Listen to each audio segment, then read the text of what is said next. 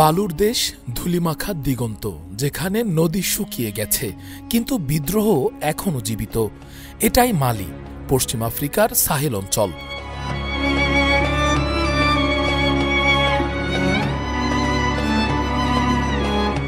একটি জায়গা যেখানে রাষ্ট্রের পতাকা আছে কিন্তু রাষ্ট্র নিজেই অনুপস্থিত। বছরের পর বছর এখানে সরকার শুধু রাজধানী পর্যন্তই সীমাবদ্ধ, বাকি সব কিছু ছেড়ে দিয়েছে ভাগ্যের হাতে আর অস্ত্রধারীদের হাতে।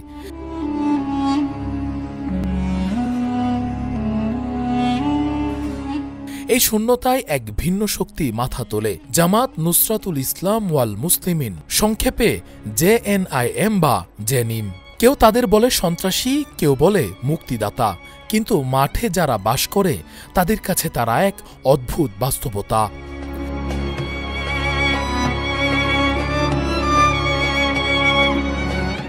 একসময় এই মানুষগুলো রাষ্ট্রের দিকে তাকিয়েছিল, ন্যায় চেয়েছিল, নিরাপত্তা চেয়েছিল, কিন্তু যা পেয়েছিল তা হল দুর্নীতি, লুটপাট ও সেনাদের ভয়। তাদের চোখে সরকার মানে নিপীড়ন। আর সেই শূন্যস্থানেই জেনিম ঢুকে পড়ে। তারা শুধু বন্দুক নিয়ে আসেনি, এনেছে এক বিকল্প প্রতিশ্রুতি, ন্যায়, ইনসাফ, সমতা। তাদের সদস্যরা বিদেশি নয়, তোয়ারেগ, ফুলানি, সংহাই, বাম্বারা সবাই নিজের মানুষ। তারা জানে কোন কুয়োর পানি নেই, কোন পথে ডাকাত নামে। তারা মীমাংসা করে জমির ঝামেলা, থামায় দস্যুতা। লোকেরা ভাবে রাষ্ট্র যদি না পারে তাহলে ওরাই করুক।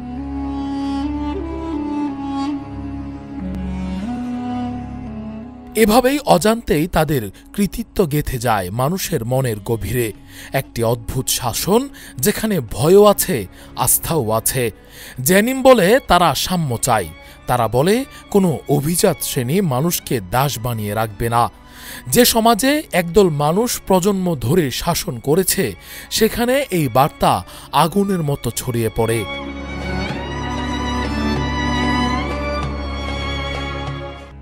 এক যাযাবর পশুপালক একবার বলেছিল, আমরা অভিজাতদের জোয়াল থেকে মুক্তি চাই। সরকার তাদেরই পাশে থাকে, আমাদের নয়, তাই আমরা অস্ত্র ধরেছি। পশ্চিমা দৃষ্টিতে এটি চরমপন্থা, কিন্তু সাহেলের এক পশুপালকের কাছে এটি ন্যায় বিচারের দাবি। যে ইসলামী আদর্শ বলে সব মানুষ সমান, জেনিম সেটাকেই তারা বাস্তবায়নের চেষ্টা হিসেবে দেখে। তবে গল্পটা এখানে শেষ নয়। তাদের সামাজিক প্রভাব চলে গেছে গ্রামীণ জীবনের অন্তর পর্যন্ত।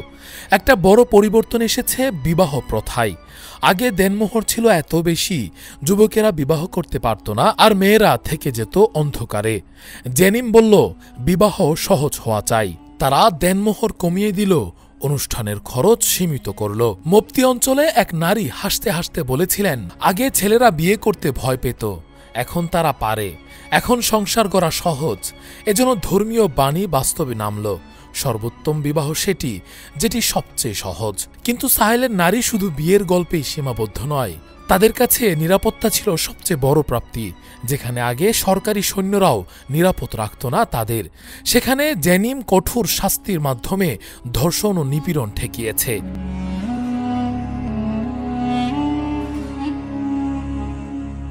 এক নারী প্রতিনিধি বলেছিল, সরকারি বাহিনী যখন ভয় দেখাত, জিহাদিরা তখন পাহারায় থাকত। তবু এই নিরাপত্তা এসেছে নিয়মের বিনিময়ে।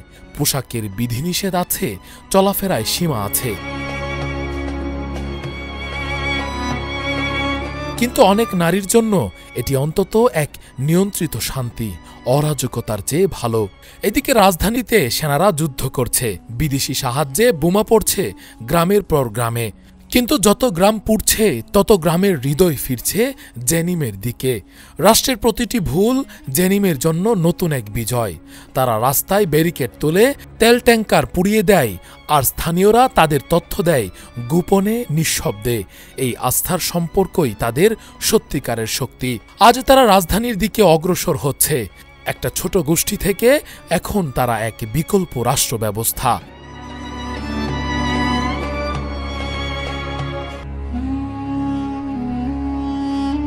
বামাকোর দরজায় দাঁড়িয়ে আছে এক ভিন্ন শাসনের ছায়া। প্রশ্ন শুধু একটাই, এটি কি ন্যায় বিচারের শাসন, নাকি ভয় আর আস্থার মিশ্রণে তৈরি এক নতুন আধিপত্য? মালি এখন নতুন মোড়ে দাঁড়িয়ে। রাষ্ট্র ব্যর্থ হলে মানুষ বিকল্প খোঁজে, আর সেই বিকল্প যদি বাস্তব সমাধান দেয়, তাকে ট্যাঙ্ক বা যুদ্ধবিমান দিয়ে দমন করা যায় না। রাকিবুল ইসলাম রইস, ফেস দ্য পিপল।